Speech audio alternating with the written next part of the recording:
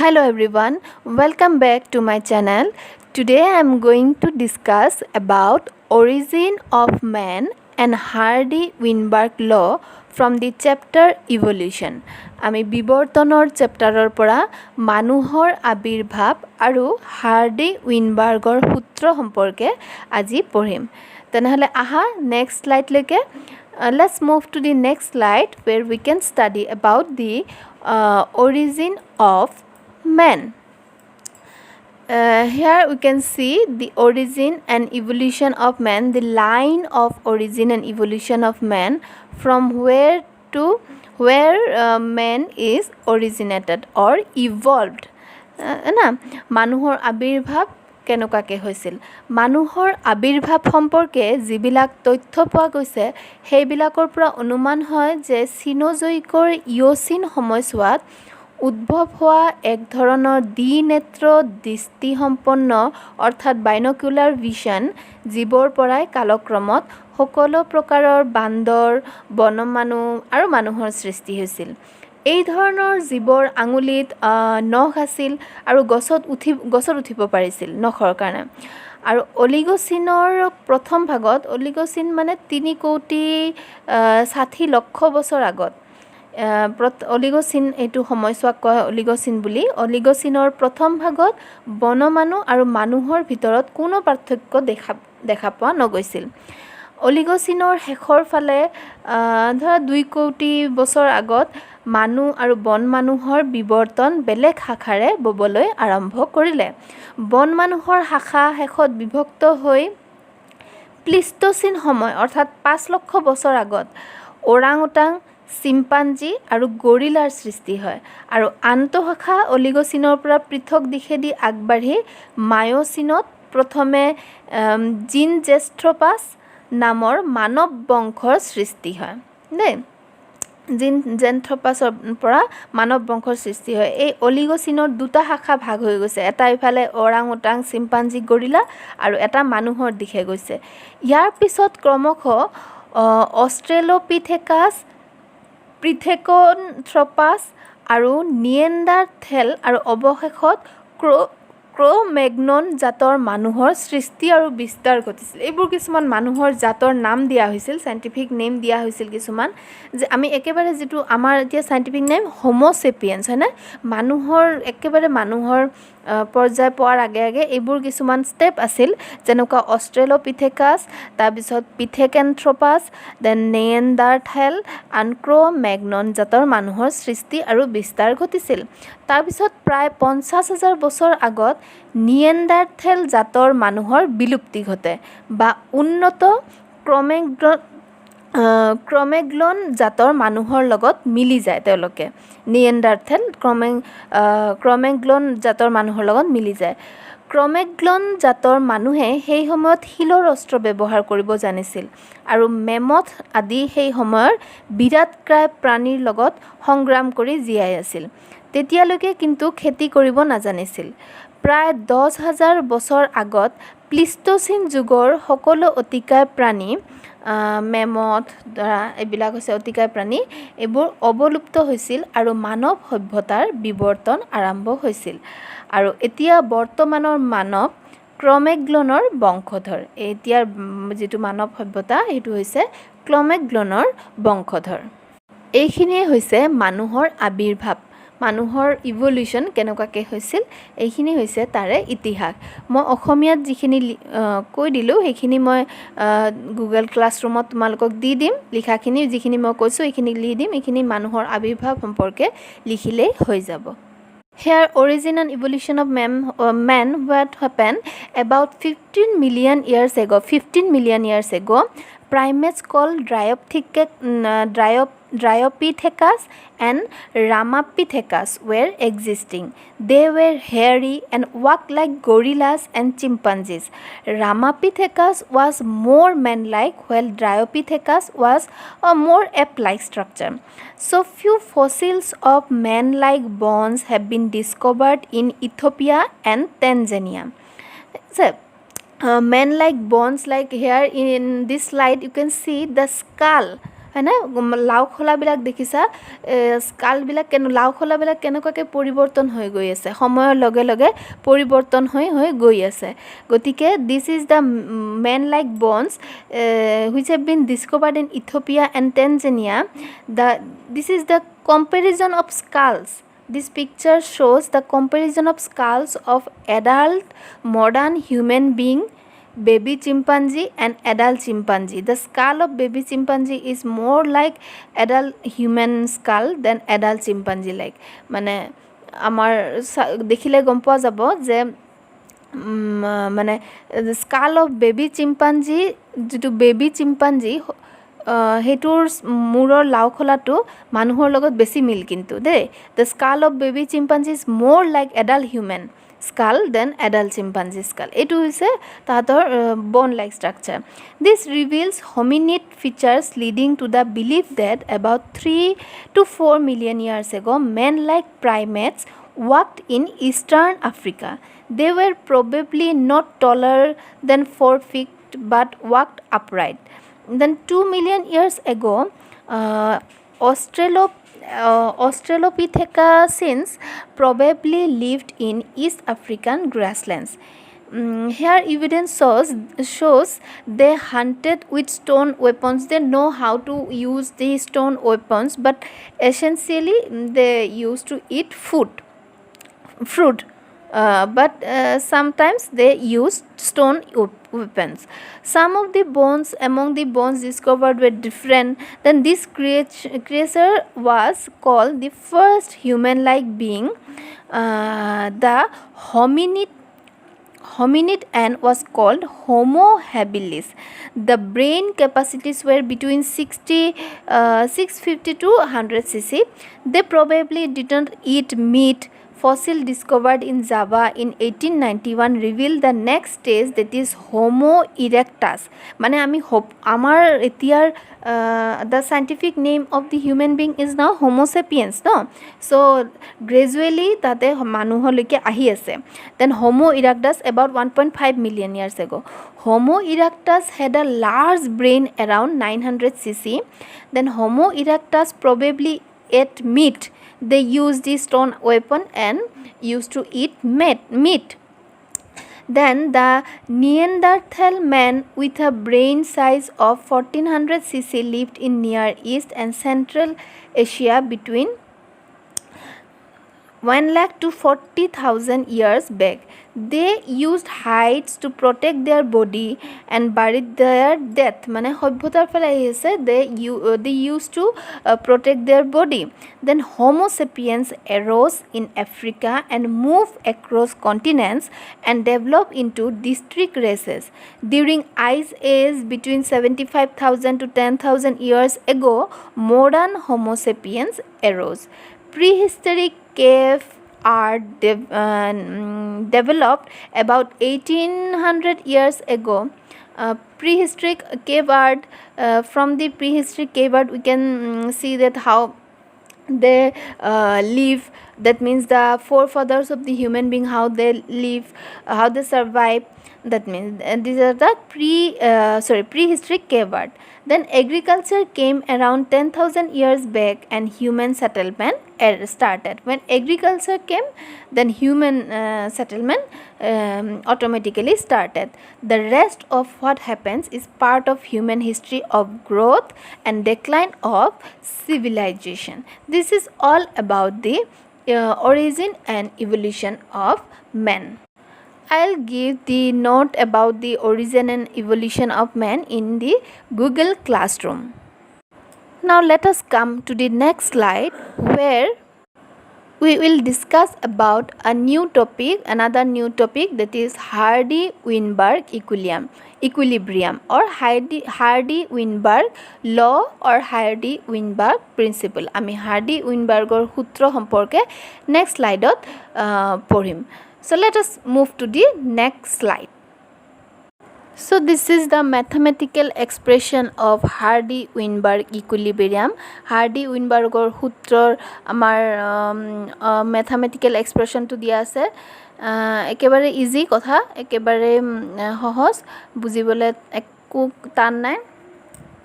Already তোমালোকৰ কিতাপত এইখিনি ডিটেইল দিয়াই আছে হাৰ্ডি উইনবাৰ্গ প্ৰিন্সিপল বুলি দিয়াই আছে NCERTৰ বুক মই ফ'ল' কৰিছোঁ NCERTৰ বুকখনত অলৰেডি হাৰ্ডি উইনবাৰ্গ প্ৰিন্সিপল বা হাৰ্ডি উইনবাৰ্গৰ সূত্ৰ বুলি দিয়া আছে এইখিনি লিখিলেই হৈ যাব মই জাষ্ট তোমালোকক কিনো p square plus 2pq plus q square that is p plus q whole square equal to 1 এইটো কিনো তাৰ সম্পৰ্কে অলপমান বুজাই দি আছোঁ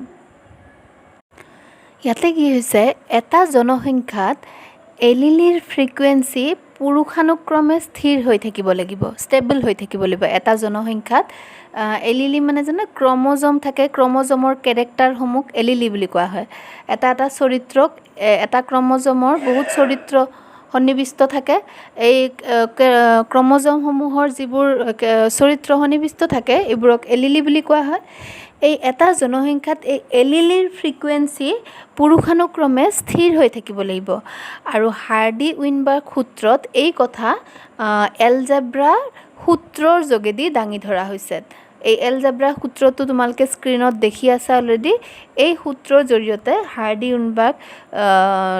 হাৰ্ডি উইনবাৰ্গে তেওঁৰ সূত্ৰটো দাঙি ধৰিছে এই সূত্ৰ মতে কি কৈছে Okay, I'm explaining in English also. What happened in a population, the frequency of allele, the occurrence of a frequency of an allele is supposed to remain fixed and even remain the same through generations. Okay, the frequency of allele means the characters present in a chromosome. So the frequency is of allele is supposed in a population the frequency of allele is supposed to remain fixed and even remain the same through generations. The Hardy-Weinberg law principle states it using this algebraic equation which is given in this screen. So ইয়াতে কি কৈছে এই সূত্ৰৰ মতে এটা জনসংখ্যাত এলিলিৰ frequency স্থিৰ আৰু ই পুৰুষৰ পিছত পুৰুষ ধৰি কনষ্টেণ্ট বা ধ্ৰুৱক হৈ গৈ থাকিব এটা জনসংখ্যাত আচলতে হাৰ্ডি উইনবাৰ্গ ল'ৰ মতে এইটো হ'ব নোৱাৰে বাট ঠিক আছে কিন্তু হাৰ্ডি উইনবাৰ্গ ল'য়ে আমাক এইটোৱে বুজাইছে যে এটা জনসংখ্যাত এলিলিৰ ফ্ৰিকুৱেন্সি সদায় স্থিৰ থাকিব আৰু ই পুৰুষৰ পিছত পুৰুষ জেনেৰেশ্যনৰ পিছত জেনেৰেশ্যন ই কনষ্টেণ্ট হৈ গৈ থাকিব ধ্ৰুৱক হৈ থাকিব আৰু ইয়াকে কোৱা হয় জেনেটিক সাম্যাৱস্থা বুলি বা জেনেটিক ইকুইলিব্ৰিয়াম বুলি What happened according to this principle allele frequency in a population are stable and it is constant from generation to generation and this is known as genetic equilibrium genetic equilibrium অৰ্থাৎ এটা জনসংখ্যাত মুঠ জিন সদায় ধ্ৰুৱক বা সদায় constant আৰু সকলো allylic frequency মুঠ এক that means sum total of all allelic frequencies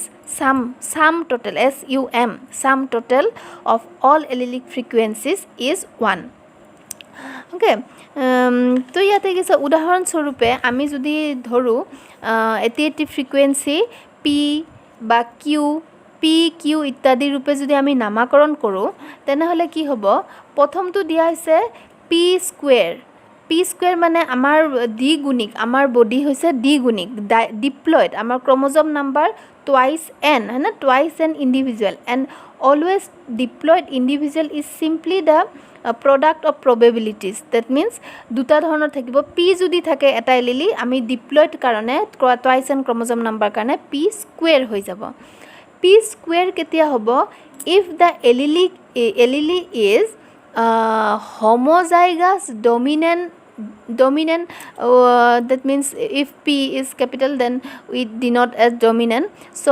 frequency of homozygous dominant genotype if it is homozygous then 2pp so p square then dominant we represent dominant as a p we denote as p so homozygous pp dominant p homozygous 2p so p square that means সমযুতক বা সমযুগ্ম জাতক সমযুগ্ম জাতক হোৱাৰ কাৰণে homozygous হোৱাৰ কাৰণে দুটা P and প্ৰভাৱী আমি প্ৰভাৱী আৰু অপ্ৰভাৱী দুটা এলিলি লৈছোঁ প্ৰভাৱীৰ কাৰণে পি লৈছোঁ অপ্ৰভাৱীৰ কাৰণে কিউ লৈছোঁ যিহেতু সমযুগ্ম জাতক দুটাই প্ৰভাৱী গতিকে পি স্কুৱেৰ হৈ গ'ল আৰু এইটো এটা জিনিয়ৰ ৰূপ আমাৰ সেইকাৰণে পি স্কুৱেৰ প্লাছ 2pq যদি frequency of heterozygous genotype if one dominant is present